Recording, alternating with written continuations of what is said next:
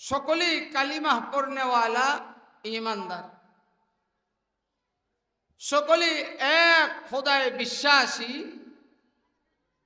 আল্লাহ তাআলার বান্দা, সকলে এক রসুলকে মনে প্রাণে বিশ্বাসকারী, সর্বশেষ নবী মুহাম্মদুর রাসূলুল্লাহ সাল্লাল্লাহু আলাইহি সাল্লামকে মনে প্রাণে বিশ্বাসকারী রসুলের উম্মত এবং আমাদের কোরআন, আমাদের পথ চলার গাইড হলো কোরআন। এই কথায় আমরা সকলেই একমত। আশা করি এইখানে দ্বিমত করার মতো কেউ নাই। জোরে কোন। আল্লাহ তাআলা আমাদেরকে ঈমান নামক মহা দৌলত দিয়েছেন। দুনিয়ার শ্রেষ্ঠ সম্পদ আল্লাহ আমাদেরকে দিয়েছেন। যদি কোনো ব্যক্তি গোটা দুনিয়ার মালিক হয় আর যদি ঈমানের মতো মহা দৌলত তার কাছে না থাকে, তো আল্লাহ তাআলার কাছে ওই ব্যক্তির এক পয়সারও দাম নাই। আর যদি একটা ব্যক্তি ঈমানের মালিক হয়, স্বচ্ছ নির্ভেজাল ঈমানের মালিক হয়, এই ব্যক্তিটার কাছে যদি দুনিয়ার কোনো সম্পদ নাও থাকে, সে যদি রিক্সাওয়ালা, কুলিওয়ালা, ঠেলাওয়ালা, দিনমজুর, অটো চালক, সে যদি অল্প সামান্য পয়সারও মালিক হয়, তারপরেও এই ব্যক্তি আল্লাহ তাআলার কাছে লক্ষ কোটি গুণ দামি, যেই বেচারা হাজারো কোটি টাকার মালিক হওয়ার পরেও যার ঈমান নাই তার চাইতে। তাইলে ঈমান নামক মহা দৌলতের মালিক আল্লাহ আমাদেরকে বানিয়েছেন।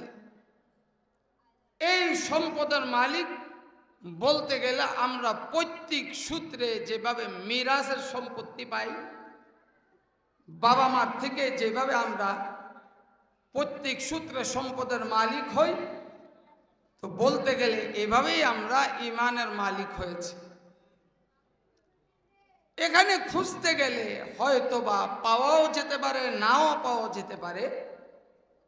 অন্য ধর্মাবলম্বী হওয়া সত্ত্বেও বাবা মা ধর্ম বর্ণ সব ত্যাগ করে কালিমা পড়ে লা ইলাহা ইল্লাল্লাহ মুহাম্মাদুর রাসূলুল্লাহ পড়ে ঈমানদার হয়েছে, খুঁজলে পাওয়াও যেতে পারে, নাও পাওয়া যেতে পারে। কিন্তু ম্যাক্সিমাম আমরা ঈমানদারের ঘরে ঈমানদার, মুসলমানের ঘরে মুসলমানের সন্তান। কি কথা ঠিক না? এই হিসাবে কথা আগে একটু শূন্য মনটা খারাপ করার কিছু নাই, একের পুরাটা শূন্য, তারপরে মনটা খারাপ করবো না, ভালো করবো, এরপরে ডিসিশন নেব। আর যদি নিজের মাথার উপরে কিছু আসে তাহলে সেইটাও মাইনা নিব। রাজি আছি তো ইনশাআল্লাহ? আমিও আমার মাথার উপরে পড়লে মাইনা নিব, যার মাথার উপর পড়ে মাইনা নিব, যদি সেই কথাটা কোরআন এবং হাদিসের ভিত্তিতে হয়। কোরআন হাদিসের ভিত্তিতে না হলে মানার দরকার নেই, মন খারাপেরও দরকার নেই। আর আমি যদি এই কথাগুলোর উপযুক্ত না হই তাহলে কি আর আসে যায়, আমার সমস্যা কি? তাহলে যার মাথার উপর দিয়ে যাইব, হের মাথার উপর দিয়ে যায়, কোনো সমস্যা আছে? কথা কয় না। ঈমানদারের ঘরে ঈমানদার, মুসলমানের ঘরে মুসলমান। সেই হিসাবে ঈমান আর ইসলামের কদর আর মূল্যটা একটু কম থাকারই কথা। যদি অন্য ধর্মাবলম্বী হইতাম, হিন্দু ধর্মাবলম্বী হইতাম, খ্রিস্টান ধর্মাবলম্বী হইতাম, বৌদ্ধ ধর্মাবলম্বী হইতাম, তারপরে নিজের বিবেক বুদ্ধি দিয়ে বিবেচনা করে ইসলাম ধর্ম সত্য ধর্ম, এটা যদি হযরত ওমরের মতো কবুল করতাম, হযরত আবু বকরের মতো কবুল করতাম, হযরত আলীর মতো কবুল করতাম, হযরত ওসমানের মতো কবুল করতাম, হযরত হুযায়ফার মতো কবুল করতাম, হযরত উবাইদার মতো কবুল করতাম, হযরত আব্দুল্লাহ ইবনে জারাহার মতো কবুল করতাম, তাহলে তার মতো আমারও মূল্যায়ন থাকতো ঈমান ও ইসলামের। তারা যেহেতু কাফের হওয়ার পরে ঈমান ও ইসলাম বুঝে শুনে সত্য ধর্ম সব ত্যাগ করে, বাপ মা আত্মীয় স্বজন সব ত্যাগ করে বুঝে শুনে তারপরে ইসলাম ধর্ম গ্রহণ করেছেন জানে ইসলাম ধর্ম গ্রহণ করলে পুরা আরবের বিপক্ষে চলে যাবে, জানে ইসলাম ধর্ম গ্রহণ করলে আরবের বড় বড় সর্দার, বড় বড় লিডার তাদের বিপক্ষে চলে যাবে। আবু বকরের কথা, আয়ান কুসুদ্দিন ওয়ানা হাই, দিন আমার সামনে কুলুষিত হবে আর আমি জিন্দা থাকবো, এটা হতে পারে না। যদি এই মেজাজের প্রত্যেকটা সমাজে, প্রত্যেকটা এলাকায়, প্রত্যেকটা পাড়ায়, প্রত্যেকটা মহল্লায়, যদি প্রত্যেকটা ইউনিয়নে, প্রত্যেকটা ওয়ার্ডে, প্রত্যেকটা থানায়, প্রত্যেকটা জেলায়, প্রত্যেকটা শহর, প্রত্যেকটা উপশহরে, সারা দেশের মানুষগুলো যদি এই মেজাজের হতো, আয়ান কুসুদ্দিন ওয়ানা হাই, আমার সামনে দিন কুলুষিত হবে আর আমি জীবিত থাকবো, প্রতিটা মানুষ যদি এই মেজাজের হইতো, তাহলে বাংলাদেশের মধ্যে মুরগি চোরাদের মতো নাস্তিক আর মুরতাদ থাকতে পারত না। বাংলাদেশ বহুত আগে neat and clean and green হয়ে যেত। Neat and clean green. রাষ্ট্র ক্ষমতায় যারা আসে তারা বলে যে আমরা দেশটাকে নিট অ্যান্ড ক্লিন গ্রিন করতে চাই। তাদের ভাষায় নিট অ্যান্ড ক্লিন গ্রিনের অর্থ কি, এটা আমিও এখনো পর্যন্ত আমার ডিকশনারিতে খুঁজে পাইনি। কবেন কেন? কারণ তাদের এই কথার সাথে আর বাস্তবতার সাথে কোনো মিল পাইনি। Neat and clean and green তার মানে পরিষ্কার পরিচ্ছন্ন সবুজ বাংলাদেশ চাই। তো পরিষ্কার পরিচ্ছন্নতার অর্থ কি? রাস্তাঘাট পরিষ্কার করা, এটাও আমরা পাইনি। কথা কয় না। বৃষ্টি হইলে আমার বাড়ির সামনে আডু পানি, কথা কয় না কে? বৃষ্টি হইলে আপনারা আডু পানি পাড়াইয়া তারপরে মসজিদে যেতে হয়, বৃষ্টি হইলে ময়লা পানি পাড়াইয়া তারপরে যাইতে হয়। তারপরে বৃষ্টি বাদ দিলাম, শহরের মধ্যে neat and clean and green আমরা দেখতে পাই এই জায়গায় ময়লা, ওই জায়গায় ময়লা, ওই জায়গায় আবর্জনা, ওই জায়গার ডাস্টবিন, রাস্তাঘাট হয় ডাস্টবিন, অর্থাৎ যে যেইভাবে পারে রাস্তাকেই ডাস্টবিন বানানোর চেষ্টা করে। আর যারা দায়িত্বশীল থাকে তাদেরও কোনো দায়িত্ব থাকে না। যে মেয়র ছিল সেও বলেছে neat and clean and green চাই আমরা। যে জেলা প্রশাসক আসে তারাও আমাদের সাথে মিটিং করে, তারাও বলে neat and clean and green চাই। যদি এই অর্থ হয় তাহলে এই অর্থও তাদেরকে পাই না। অর্থাৎ সমাজ নোংরা থাকে, রাস্তাঘাট নোংরা থাকে, পরিবেশ নোংরা থাকে, তাহলে এই অর্থেও তাদেরকে আমরা পাই না।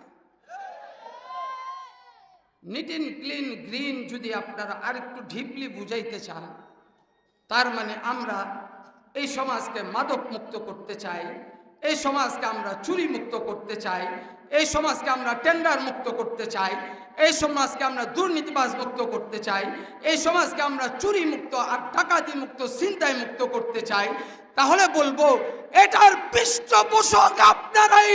আপনারা এটার পৃষ্ঠপোষক হওয়ার কারণে নিট অ্যান্ড ক্লিন তো দূরের কথা, উল্টা আপনারা ক্ষমতা আসার কারণে এই সমস্ত ধান্দাবাজ আর প্রতারকদের ছয়লা আবারও বেড়ে যায়।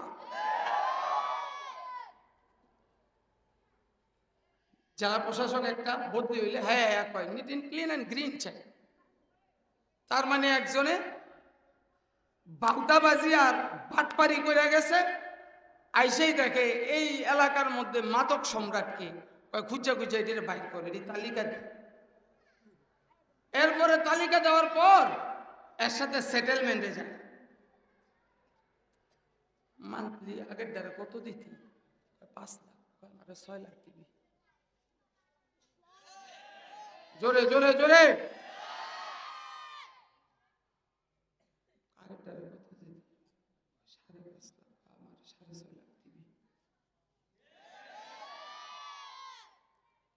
বিশ্বাস হয় না আপনাদের? পুলিশ সুপার একটা বদলি হলে ঠিক একই কাজ করে, থানায় একটা ওসি বদলি হইলে সে একই কাজ করে। আর বাংলাদেশটা তো এমনি উর্বর, তার মধ্যে নারায়ণগঞ্জটা আরো উর্বর। এইখানে যেই আসে হেই মজা পায়, তার যাইবার চায় না। কথা কয় না? এটা খুব মজার একটা জায়গা। যে বসত বাড়ি করে হেও থাইকা খাইয়া মাশাল্লাহ মজা পায়, এরাও আইসা মজা পায়, এরাও যাইবার চায় না। তাহলে neat in clean and green বলতে এই অর্থ আমরা পাই না। কারণ হইল এইগুলার এই সমস্যা দূর করার পিছনে আপনারা neat in clean and green যদি বলে থাকেন, সেটাও আপনাদেরকে পাই না। কারণ এটার পৃষ্ঠপোষকেই থাকেন আপনারা। তাহলে কোন অর্থে neat in clean and green? কোন অর্থেই নাই। এই জন্য বলছি এদের কোনো এই শব্দ এর অর্থের সাথে আমার ডিকশনারি, আমার ব্যক্তিগত ডিকশনারির সাথে মিলে পাই না। Neat in clean and green সত্যিকার অর্থে যদি এই মেজাজ আমরা লালন করি প্রত্যেকেই, হ্যাঁ neat in clean and green. এই এদিকে এদিকে এদিকে মুতাওয়াজ্জিহুল হুজুর, যদি আমরা প্রথম অর্থে চাই আর যদি প্রত্যেকে এটা লালন করি, হ্যাঁ আমার সমাজ আমাকে ঠিক করতে হবে, আমার রাস্তাঘাট আমাকে ঠিক করতে হবে, রাস্তায় ময়লা পড়া আছে আমি ঠিক করব, আমি রাস্তাকে ডাস্টবিন বানাবো না, আমি ড্রেনের মধ্যে ময়লা ফেলবো না, ড্রেন যদি ময়লা হয় আমরা কয়েকজন মিলে পরিষ্কার করার চেষ্টা করব। দ্বিতীয় অর্থ যদি হয় আমি মাদক বেছি না, আমি মাদক খাই না, আমি মাদক বেচতেও দিব না, মাদক খাইতেও দিব না, যদি এই অর্থ আমরা লালন করে থাকি, তাহলে এই সমাজ neat in clean and green হতে বাধ্য।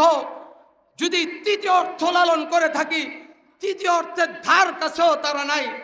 তৃতীয় অর্থ হলো neat in clean and green, আল্লাহর জমিন, আল্লাহর আসমান, আল্লাহর জমিন, আল্লাহর আসমানের নিচে, আল্লাহর জমিনের উপর যদি বসবাস করতে হয়, neat in clean and green যদি বাংলাদেশ তৈরি করতে হয়, তাহলে আল্লাহর জমিনে আল্লাহর বিধান ছাড়া কোন অন্য কোনো বিধান চলবে না, মানুষের কোনো বিধান চলবে না। এই তিন অর্থে যদি প্রত্যেকটা মানুষ আমরা নিজে নিজে লালন করি আর নিজে নিজে এটা ট্রাই করার চেষ্টা করি আর অ্যাপ্লাই করার চেষ্টা করি, তাহলে আমি কসম করলে হানেস হব না, পুরা বাংলাদেশ না পারলেও অন্তত পক্ষে আমরা নারায়ণগঞ্জটাকে সাজাইতে পারব। যদি আমরা প্রতিজ্ঞাবদ্ধ হই, আমরা পরিষ্কার ইমানদার, আমরা নির্ভেজাল ইমানদার।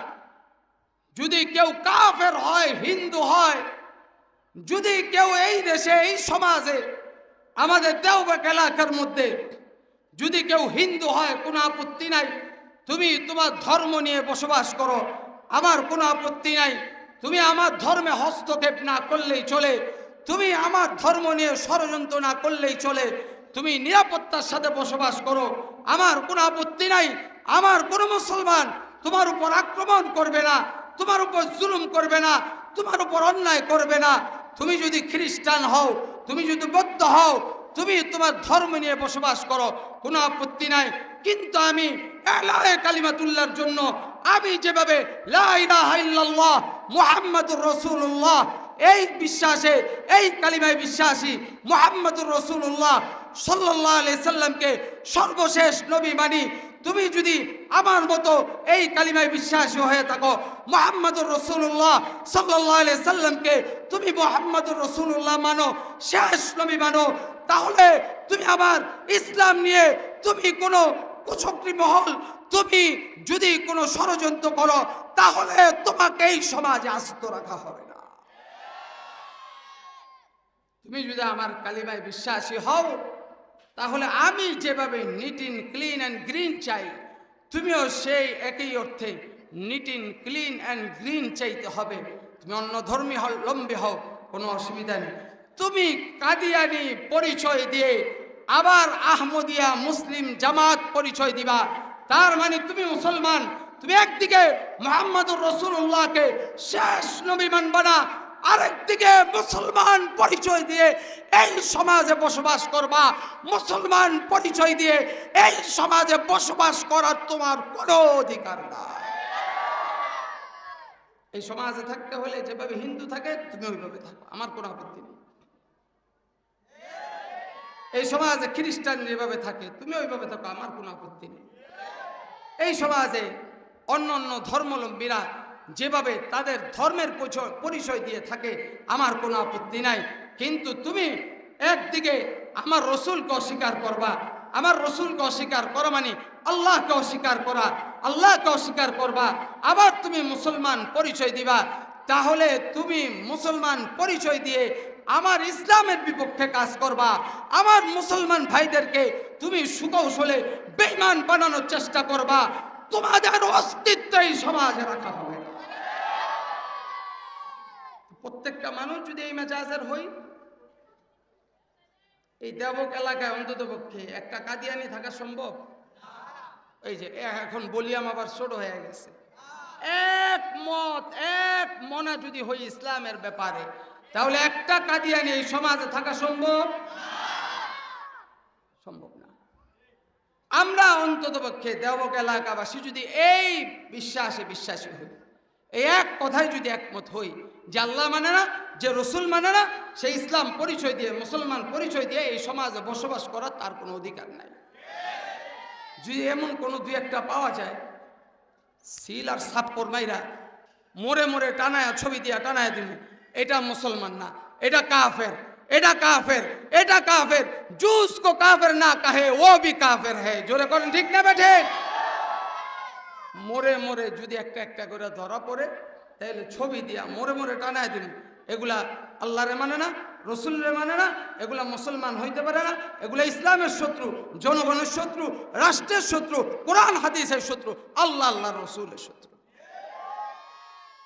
তাহলে অন্তত পক্ষে এই দেবক এলাকার মধ্যে যদি এই ধরনের মুসলমান পরিচয় দিয়া অমুসলমান না থাকে, আমরা যদি সবাই এক মেজাজের হই ইসলামের ব্যাপারে, তাহলে এই সমাজ neat in clean and green হবে কি হবে না?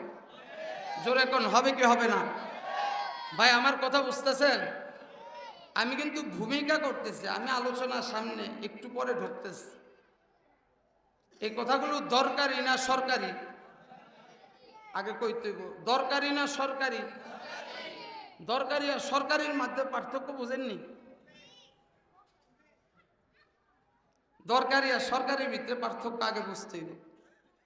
দরকারি মানে মানুষ যেটা নিজের সম্পত্তি, নিজের টাকা পয়সা খরচ কইরা দরকার মনে কইরা যেটা মানুষ গ্রহণ করে সেটা হলো দরকারি। আর সরকারি হইল ওই হাসপাতালের ভিতরে চেয়ার পাঁচটা, দুইটা ভাঙ্গা লাইলে কোনো সমস্যা নাই, সরকারি। রাস্তার মধ্যে ডাস্টবিন একটা দিছে, চুরি কইরা এটার থেকে একটা টিনের বালতিই দিছে, কথার কথা টিনের ড্রামই দিছে, সরকারি। তো কাইটটা অর্ধেক লয়ে গেলে কোনো সমস্যা নেই, এটা হলো সরকারি। সরকারি আর দরকারি বুঝতে হইব। তার মানে সরকারির প্রতি এতটা মহাব্বত নাই, দরকারির প্রতি যতটা মহাব্বত আছে। হ্যাঁ, যদি আমি মনে করি এটা সরকারি না, এটা দরকারি, দরকারি যখন মনে করব তখন সরকারিটা এটার চাইতে আরো গুরুত্বপূর্ণ হবে। সরকারি আর দরকারি যে অবস্থা, এখন আমাদের জনগণের অবস্থা হয়েছে। আল্লাহ তাআলা আমাদেরকে কথাগুলো বুঝার তৌফিক দান করেন, বলেন আমিন। তাইলে এই কথাগুলো সরকারি না দরকারি? আরো জোরে, সরকারি না দরকারি? দরকারি। তাইলে আমরা একটা জায়গায় যদি সবাই একমত হই, কি আমরা স্বচ্ছ ঈমানদার হব। কি হব? স্বচ্ছ ঈমানদার। কি হব? স্বচ্ছ ঈমানদার। স্বচ্ছ ঈমানদার মানে আল্লাহ ছাড়া আমাদের আর কোনো মাবুদ, জোরে বলতে হবে, আল্লাহ ছাড়া আমাদের আর কোনো মাবুদ। কালিমা পড়ছি লা ইলাহা ইল্লাল্লাহু মুহাম্মাদুর রাসূলুল্লাহ সাল্লাল্লাহু আলাইহি ওয়াসাল্লাম। লা ইলাহা ইল্লাল্লাহ লা ইলাহা ইল্লাল্লাহ, আল্লাহ ছাড়া কোনো মাবুদ নাই, মুহাম্মাদুর রাসূলুল্লাহ সাল্লাল্লাহু আলাইহি ওয়াসাল্লাম আল্লাহ তাআলার বান্দা এবং রাসূল। যদি এই কথা সকলে মনে প্রাণে বিশ্বাস করি আর আল্লাহকে মানি, আল্লাহকে মন থেকে বিশ্বাস করি, বাস্তবে যেমন জবান দিয়ে বলি ইকরার বিল লিসান, তাসদীক বিল জিনান, আমল বিল আরকান, তিন জিনিসের সমন্বয় হলো ঈমান। কয় জিনিস? জোরে বলেন, কয় জিনিস? তিন জিনিসের সমন্বয় হলো ঈমান। এক নাম্বার ইকরার বিল লিসান, জবানে স্বীকার করা, জবানে স্বীকার করলাম লা ইলাহা ইল্লাল্লাহ, জবানে এটা সকলে স্বীকার করছি, যেরকম ঠিক না বেঠিক? ইকরার বিল লিসান, তাসদীক বিল জিনান, জবানে স্বীকার করা, অন্তরে বিশ্বাস করা লা ইলাহা ইল্লাল্লাহ, আল্লাহ ছাড়া কোনো মাবুদ নাই, যেভাবে জবানে স্বীকার করলাম অন্তরে এভাবে বিশ্বাস করলাম মুহাম্মাদুর রাসূলুল্লাহ সাল্লাল্লাহু আলাইহি ওয়াসাল্লাম শেষ নবী, জবানে যেমন স্বীকার করলাম অন্তরে এমন বিশ্বাস করলাম, তাহলে আমি ঈমানদার। আর যদি জবানে স্বীকার করি মনে মনেও যদি আল্লাহকে না মানি তাহলে ঈমানদার না বেঈমান? মুহাম্মাদুর রাসূলুল্লাহ সাল্লাল্লাহু আলাইহি সাল্লাম শেষ নবী, মুখে মুখে স্বীকার করলো কিন্তু অন্তরে বিশ্বাস করলো না, সে ঈমানদার না বেঈমান? তাহলে যেভাবে মুখে স্বীকার করা, অন্তরে বিশ্বাস করা, আমল বিল আরকান, তিন নাম্বার হলো সেটাকে বাস্তবায়ন করে দেখানো, অর্থাৎ আল্লাহ আমার রব, একমাত্র শুধুমাত্র আমাদের রবকে। জবান খুলে বলেন আমাদের মালিককে, চিৎকার করে একটা মালিককে ডাক দেন আল্লাহ। আরো জোরে জবান খুলে বলেন আমাদের মালিককে। আল্লাহকে এভাবে, যেভাবে আল্লাহকে আমরা এক মানি, লা নাসজুদু ইল্লাল্লাহ ওয়ালা না'বুদু ইল্লাল্লাহ, আল্লাহ ছাড়া আর কোনো কারো কাছে সেজদা করা জায়েজ নাই, আল্লাহ ছাড়া আর কারো ইবাদত করা জায়েজ নাই। যেভাবে আল্লাহকে এক রব হিসাবে মানলাম, তো রব হিসাবে একমাত্র শুধুমাত্র সেজদা করব কাকে? যদি আল্লাহ ছাড়া অন্য কাউকে সেজদা করি তাহলে আমি ঈমানদার না বেঈমান? যদি আল্লাহ ছাড়া আমি অন্য কারো ইবাদত করি তাহলে আমি ঈমানদার না বেঈমান? কারণ আল্লাহ তাআলা বলেন ইবাদত করবা কার? ওয়া'বুদুল্লাহ, ওয়া'বুদুল্লাহ, ওয়া'বুদুল্লাহ ওয়া লা তুশরিকু বিল্লাহি শাইআ। আল্লাহ তাআলা বলেন তোমরা একমাত্র শুধুমাত্র ইবাদত করো আল্লাহ, ওয়ালা তুশরিকু বিল্লাহি শাইআ, আল্লাহর সাথে তোমরা আর কাউকে শরীক করো না। কথা কার? কথা কার? তাহলে আল্লাহ তাআলার কথা, তিন জিনিসের নাম হলো ঈমান। এক নম্বর ইকরার বিল লিসান, জবানে স্বীকার করা, দুই নম্বর তাসদীক বিল জিনান, অন্তরে বিশ্বাস করা, তিন নম্বর আমল বিল আরকান, সেটা বাস্তবে আমলে পরিণত করে দেখানো। আল্লাহ ছাড়া আমি আর কারো ইবাদত করি না, আল্লাহ ছাড়া আমি আর কারো সেজদা করি না, আল্লাহ ছাড়া আমি আর দুনিয়ার কারো সামনে মাথা নত করি না। এই তিন জিনিসের নাম হলো ঈমান। যদি তিন জিনিস আমার আপনার মধ্যে পাওয়া যায় তাহলে আমি ঈমানদার, আর যদি তিন জিনিস আমার আপনার মধ্যে না পাওয়া যায় তাহলে আমি ঈমানদার না। এই কথা একমত? কথা কয় না? এই কথা একমত? একমত। তাহলে আসেন, এই তিনটা জিনিস একসাথে দুনিয়ার মধ্যে কার মধ্যে পাওয়া গেছে জানার দরকার আছে না নাই? আল্লাহ তাআলা এই তিনটা জিনিস যাদের মধ্যে একসাথে পাওয়া গেছে, আল্লাহ বলেন তাদের মতো তোমরা ঈমান আনয়ন করো। আল্লাহ তাআলা বলেন আমিনু কামা আমানান নাস।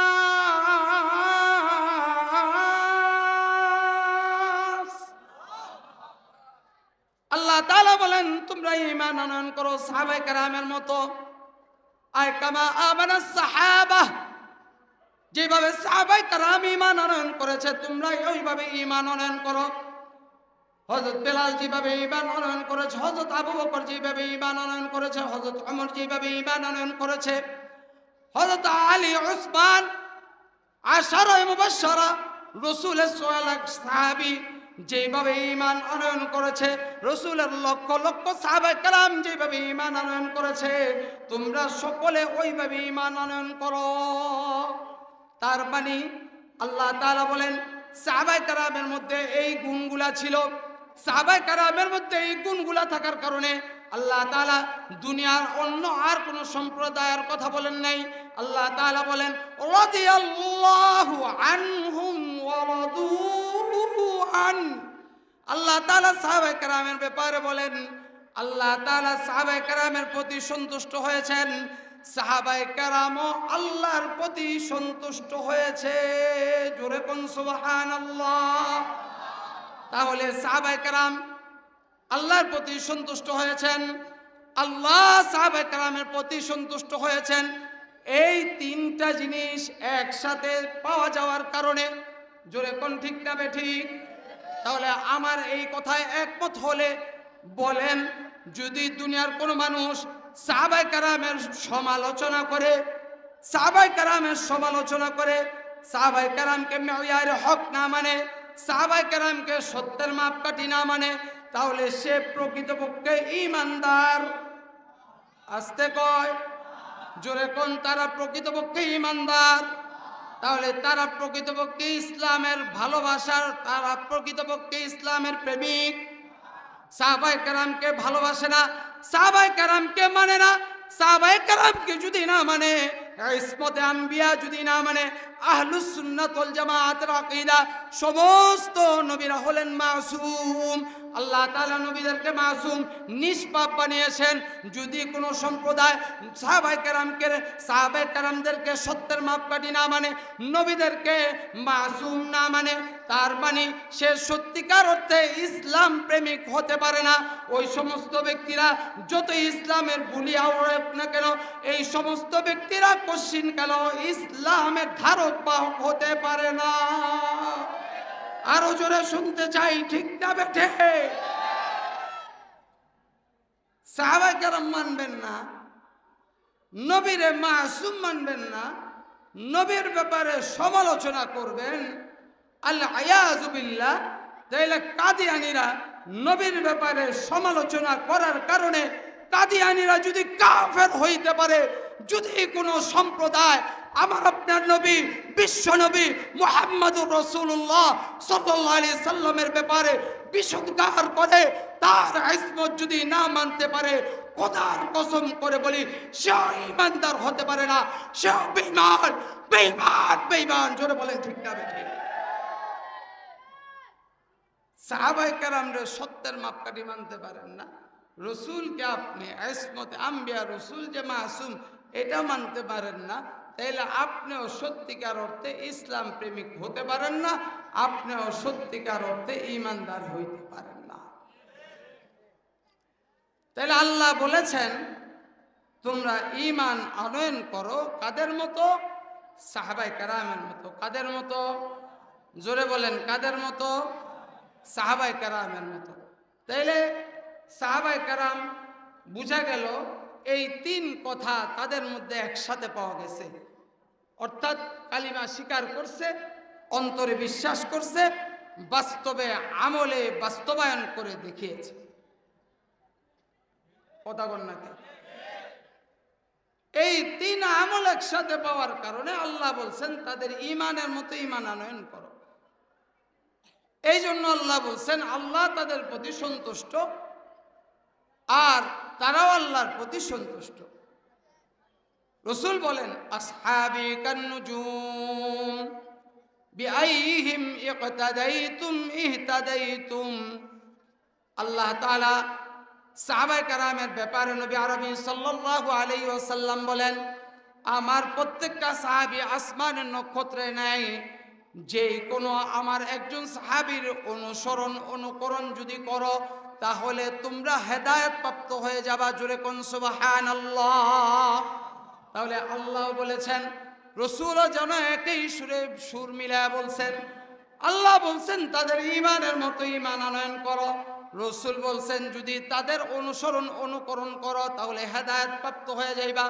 তার মানে কি আল্লাহ বলেন তাদের ঈমানের মতো ঈমান আনয়ন করা, তোমরা ঈমানদার হয়ে যাও, তোমরা হেদায়েত প্রাপ্ত হয়ে যাও। রসুলও বলেন আমার সাহাবায়ে কেরামের যেই কোনো একজনের অনুসরণ কইরা তোমরা হেদায়েত প্রাপ্ত হয়ে যাও, তোমরা পরিপূর্ণ ঈমানদার হয়ে যাও। তাহলে আল্লাহ এবং রসুলের কথা যেন একই, যদিও আল্লাহ এক সুরে বলেছেন, রসুল ভিন্ন সুরে বলেছেন। আল্লাহ এক শব্দে বলেছেন, রসুল ভিন্ন সুরে বলেছেন, কিন্তু মাকসাদ আর উদ্দেশ্য যদি আমরা মিলাইতে যাই তাহলে দেখা যাবে মাকসাদ আর উদ্দেশ্য একই। তাহলে এক নম্বর কাজ হইল আমাদের স্বচ্ছ ঈমানের মালিক হওয়া। স্বচ্ছ ঈমানের মালিক, ওই যে ভূমিকা মনে রাখেন, neat in clean and green. যদি এই সমাজ আর এই রাষ্ট্র যদি neat in clean and green বানাইতে হয়, আমি আপনি প্রত্যেকেই আগে neat in clean and green হইতে হইব।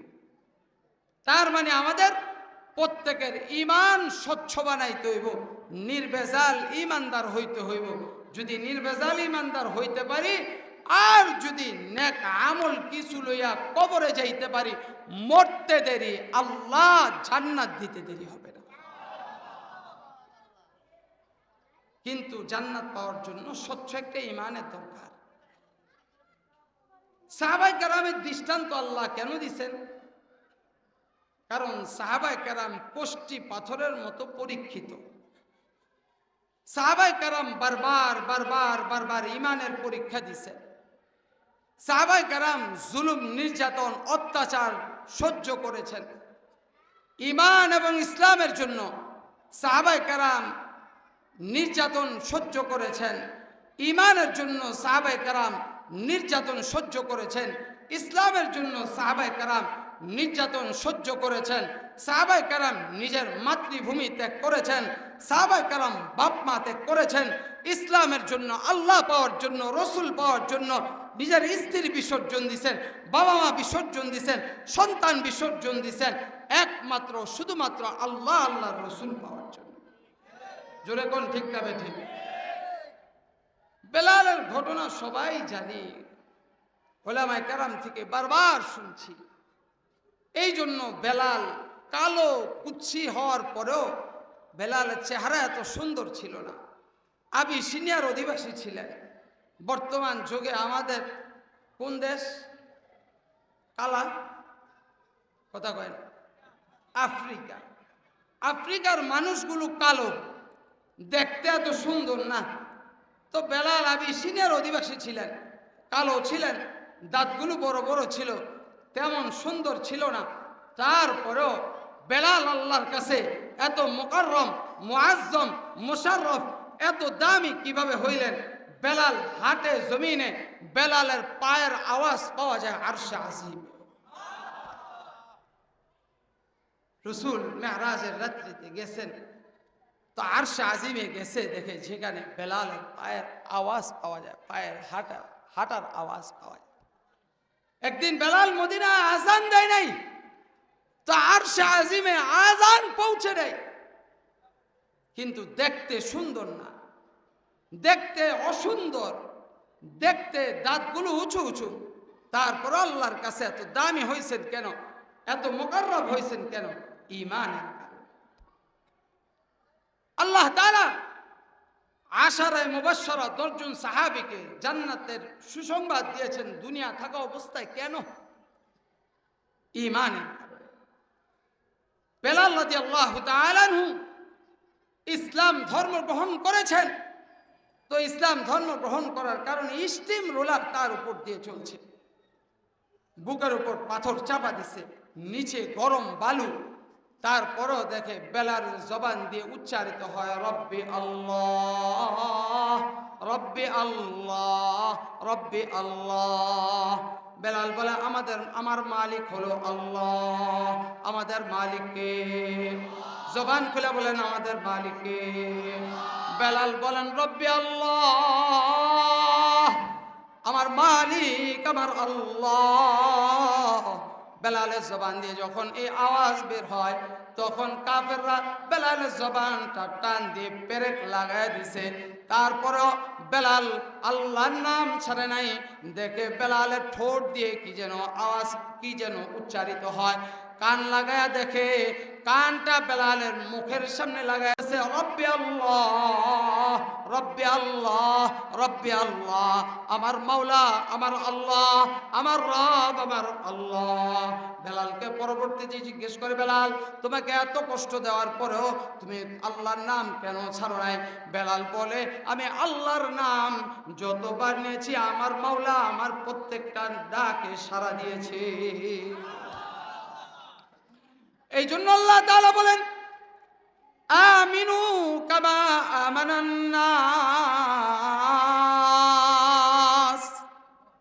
আমিনু কামা আমানাস সাহাবা, তোমরা ঈমান আনয়ন করো সাহাবায়ে কেরামের মতো।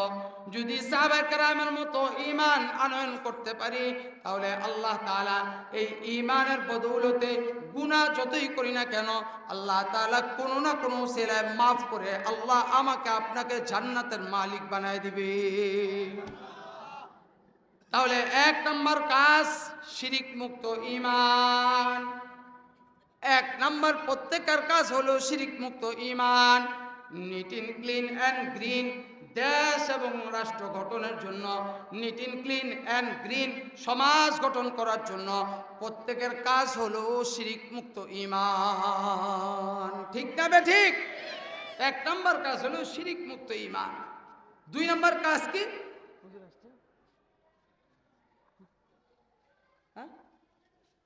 দুই নম্বর কাজ কি? দুই নম্বর কাজ হলো, এদিক তাকান, ওদিকে তাকানোর দরকার নেই, হুজুর যখন আসবে। দুই নম্বর কাজ হলো বেদাত মুক্ত আমল। দুই নম্বর কাজ কি? বেদাত মুক্ত আমল। বেদাত মুক্ত আমল কি? ও একই জায়গায়, প্রথমটা যেই জায়গায় দ্বিতীয়টা একই জায়গায়। অর্থাৎ সাহাবায়ে কেরাম যেইভাবে আমল করছেন, রসুল যেইভাবে আমল করছে, সাহাবায়ে কেরামদেরকে যেভাবে আমল শিখাইছে, তো সাহাবায়ে কেরাম তাবিঈদেরকে যেভাবে আমল শিখাইছে, তাবিঈরা তাবিঈদেরকে যেভাবে আমল শিখাইছে, ঠিক ওইভাবে আমল করা। রসুল যেভাবে সাহাবায়ে কেরামদেরকে ঈমান শিখানোর কারণে আল্লাহ তাআলা ঈমানের দৃষ্টান্ত দিয়েছেন, ঠিক অনুরূপভাবে বেদাত মুক্ত আমল হলো সাহাবায়ে কেরাম যেভাবে আমল করছেন ওইভাবে আমল করার নাম হইল বেদাত মুক্ত আমল। যেমন উদাহরণ দিলে আর একটু পরিষ্কার বুঝে আসবে। সাহাবায়ে কেরাম যেভাবে নামাজ পড়ছে ওইভাবে নামাজ পড়া, যেভাবে রোজা রাখছে ওইভাবে রোজা রাখা, যেভাবে হজ করছে ওইভাবে হজ করা, যেভাবে যাকাত দিচ্ছে ওইভাবে যাকাত দেওয়া, যেইভাবে সাহাবায়ে কেরাম অন্যান্য আমলগুলো করেছেন ওইভাবে অন্যান্য আমলগুলো করা। কোরআন তেলাওয়াত যেভাবে করছেন ওইভাবে কোরআন তেলাওয়াত করা, যেভাবে জিকির আজকার করছেন ওইভাবে জিকির আজকার করা। তাইলে সাহাবায়ে কেরাম ফজরের নামাজ পড়ছেন কয় রাকাত? ওরে কথা কয় না। আচ্ছা, আমরা ফজরের নামাজ কয় রাকাত পড়ি? ফরজ ফরজ ফরজ কয় রাকাত পড়ি? ফজরের নামাজ ফরজ কয় রাকাত পড়ি? 4 রাকাত পড়েন। কে হাত তোলেন? 3 রাকাত? 2 রাকাত কে কে পড়ি? নারায়ে তাকবীর, আরো জোরে নারায়ে তাকবীর। আল্লাহ তুমি আমাদের সবাইকে নামাজি মুত্তাকি আল্লাহওয়ালা বুজুর্গ বানায় দাও, বলেন আমিন। তাহলে 2 রাকাত নামাজে সেজদা কয়টা? কথা কইন, কথা কইন। 2 রাকাত নামাজে সেজদা কয়টা? একমত? কথা কয় না, একমত? আচ্ছা, 4 রাকাত নামাজে সেজদা কয়টা? কয়টা? একমত? আচ্ছা, তাইলে আমরা 2 রাকাত ফজরের ফরজ করি, এইটা রসুলের তরিকার ভিতরে না বাইরে? রসুলের তরিকার ভিতরে না বাইরে? বাইরে। বলে 2 রাকাত ফরজ এটা রসুলের তরিকার ভিতরে না বাইরে? আবার ভিতরে না বাইরে? তার মানে সাহাবায়ে কেরাম ফজরের নামাজ পড়ছেন কয় রাকাত? জোরে কোন? আরো জোরে। ফজরের নামাজ আমরা পড়ব, আবার বলেন, জোর হয় না কে? কয় রাকাত? কয়দিন পরে তো কইবেন না, এলে ট্রেনিং দেওয়া হইতেছে। তাইলে ফজরের নামাজ 2 রাকাত সাহাবায়ে কেরামও পড়ছেন, তাই না? এই 2 রাকাত ফরজ নামাজে সেজদা কয়টা? কয়টা? আরো জোরে। 4টা। আর 4 রাকাত নামাজে সেজদা কয়টা? আচ্ছা, এখন যদি কেউ মাতবুরি কইরা কয় আল্লাহ যা করছে আজকের থেকে আগামীকালকার থেকে হুজুরে কইছে আমল বেশি করলে সব বেশি, তাহলে সেজদা 4টা জায়গা 8টা লাগাইলে তো মাশাআল্লাহ সব আরো বেশি হইব। তাহলে কালকার থেকে ফজরের ফরজ নামাজ আমি 4 রাকাত পড়ব, আল্লাহ দিলে তার ফজরটা হইব না খুব সুন্দর কইরা? কথা কয় কে? হইব না কে? হইব না কে মিয়া? যুক্তি কি কয়? 4 রাকাত পড়লে তো ওর কথা, আল্লাহর কুদরতি পায় 4টা সেজদা দিত, তা আমি 8টা দিব, তাহলে হইব না? যুক্তিতে মুক্তি পাওয়া যায়, যুক্তিতে মুক্তি পাওয়া যায়। কষ্ট হইতেছে?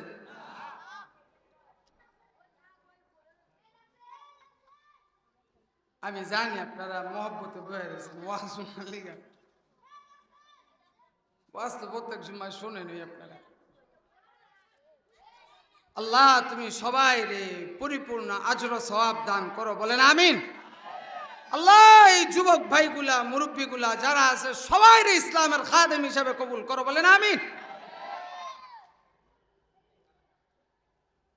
তাইলে 4 রাকাত 2 রাকাত। মান সামা রমাদানা ঈমানান ওয়া ইহতিসাবা গুফিরা লাহু মা তাকদ্দামা মিন যামবিহি।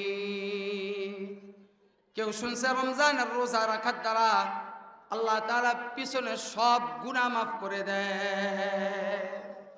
সওয়াবের আশা রাখা যদি কেউ রমজানের রোজা রাখে তাহলে আল্লাহ পিছনের সব গুনাহ মাফ করে দেয়। পণ্ডিত একটা শূন্য আল্লাহ যা করছে এই মাসে আমি 35টা রোজা রাখব। কয়টা? 35টা রোজা রাখবো। তোমরা জাহান্নামে যাও না, তোমরা জেনারেল লাইনে যাও, আমার দেখার বিষয় না। আমি রোজা রাখবো কয়টা? আরো জোরে কোন কয়টা? 35টা। আচ্ছা আটটু কমিয়া 31টা রোজা রাখবো। কয়টা? 31টা।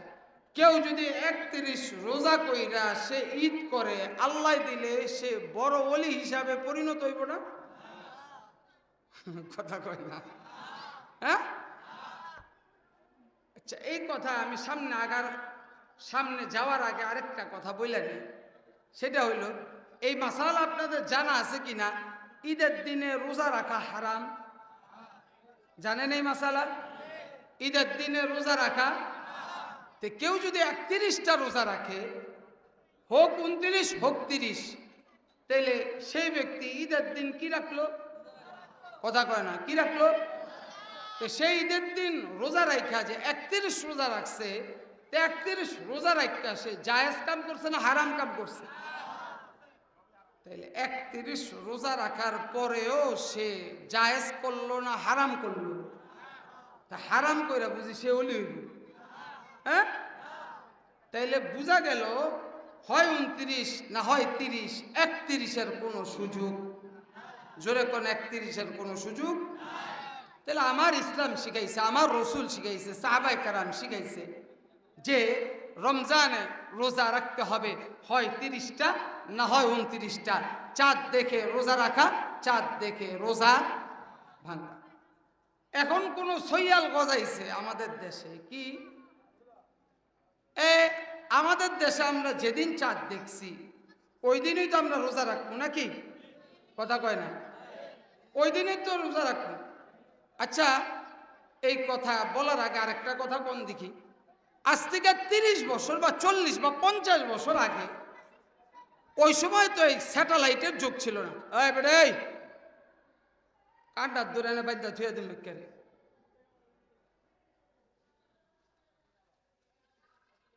গল্প করতেছি একদম খামোশ।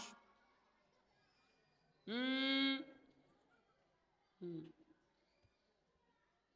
আজ থেকে 20 বছর 30 বছর 40 বছর আগে স্যাটেলাইট ছিল? কথা কন। তাহলে ওই সময় সৌদি আরবে যে একদিন আগে ঈদ হইতো বা একদিন আগে রোজা রাখতো, তখন কি বাংলাদেশে জানতো? ওই সৈয়ালের ঘরে সৈয়ালের ওই সময় কই আসিলা? এখন যে সৌদি আরবের লোকে মিল রেখা একদিন আগে ওই যে ফতুল্লাতে, বন্দরে, চাঁদপুরে কিছু সৈয়াল আছে যারা সৌদি আরবের সাথে চাঁদ দেখা রোজা রাখে, চাঁদ দেখা রোজা ভাঙ্গে। চাইলে 20 বছর 30 বছর আগে কোথায় ছিলা? তাইলে বোঝা গেল তোমরা আসলে সৌদি আরবকে অনুসরণ করো না, ইসলামকে অনুসরণ করো না, তোমরা তোমাদের নিজেদের মন করার মতো চলার চেষ্টা করো। মাশাআল্লাহ, নারায়ে তাকবীর, আরো জোরে নারায়ে তাকবীর। আলহামদুলিল্লাহ, আমার শ্রদ্ধাভাজন বড় ভাই চলে আসছেন, আল্লামা আজিজুল হক ইসলামাবাদী রহিমাহুল্লাহ রহমাতান ওয়াসিআ। আর আরেকটা পরিচয়, রাজনৈতিক পরিচয় দেওয়ার আগে আমি তার আরেকটা পরিচয় দেই। আমাদের মাদ্রাসা প্রতিষ্ঠা করছেন রেজাউল করিম ইসলামাবাদী রহমতুল্লাহ আলাই, অনেকেই নাম শুনছি। মাদ্রাসার প্রতিষ্ঠাতা যিনি এই বিশাল মাদ্রাসাটা পুরাটা সম্পত্তি খরিদ করছেন, নিজের অর্থ দিয়ে পুরা জায়গাটা খরিদ করছেন, তার নাম হলো রেজাউল করিম ইসলামাবাদী রহমতুল্লাহ আলাই রহমাতান ওয়াসিআ। আল্লাহ